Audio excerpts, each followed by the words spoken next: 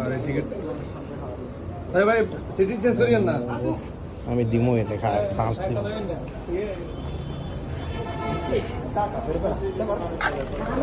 Ticket দাও।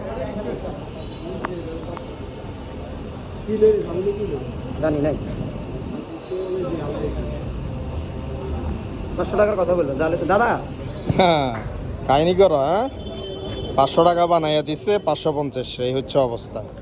এই প্রত্যেকটা কাউন্টার এতক্ষণ 550 করে নিছে, এখন সেনাবাহিনীর গাড়ি দেখে এখন 550-এ 500 বানাইয়া দিস। এই হচ্ছে দেশের অবস্থা। 50 টাকা ফেরত দিচ্ছে। ধরেন আপনার 50 টাকা বাঁচছে, দিছে নিছেন 50 টাকা।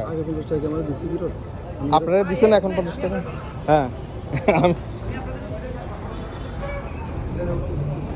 আপনার 50 টাকা পাইছেন। 50 টাকা দিছে আমারে, আমি 1300 টাকা দিছি। নিছেন তো, নিছেন ওটা খালাস নিছেন তো, ওই সময় ক্লিয়ার করে গেছেন না, আপনি দেখেন পকেটে। আচ্ছা শেখ, আমি আপনাকে তো ইস্তেকবাল করার জন্য আসছি। এই যে মাত্র আমি আপনার বললাম যে 50 টাকা করে নিচ্ছে, আপনি মনক্ষুণ্ণ না বলছেন, ঠিক আছে না, যে নিচ্ছে ঈদের সময়, এটা কিন্তু বেআইনি। তো যাই হোক, আপনি হয়তো মার্কেটিং করতে চাননি, নিয়ে নিচ্ছেন। আবার যখন সেনাবাহিনী গাড়ি আসছে, ওরা ঠিকই টিকিটটা নিয়ে 500 লিখে 50 টাকা ফেরত দিয়ে দিল। এটা কি আসলে ঠিক?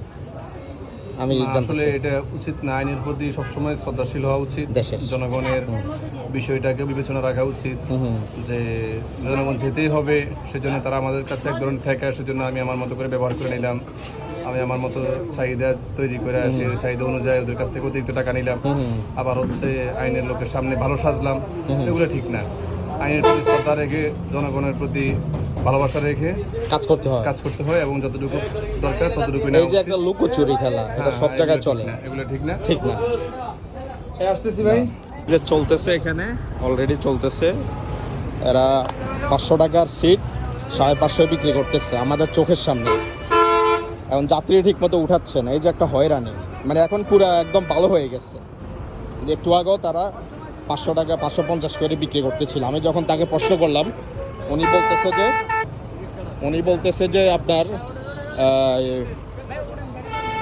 যে এটা 50 করে নিচ্ছে, এটা সবাই নিচ্ছে। আচ্ছা ঠিক আছে, আপনি উঠে যান। হ্যাঁ দেখা হবে, হ্যাঁ ফোনে কথা হবে। 50 করে আমরা বেশি নিচ্ছি, সবাই নিচ্ছে, সমস্যা নেই, এটা চলবে, এটা আমাদেরকে ধরে না।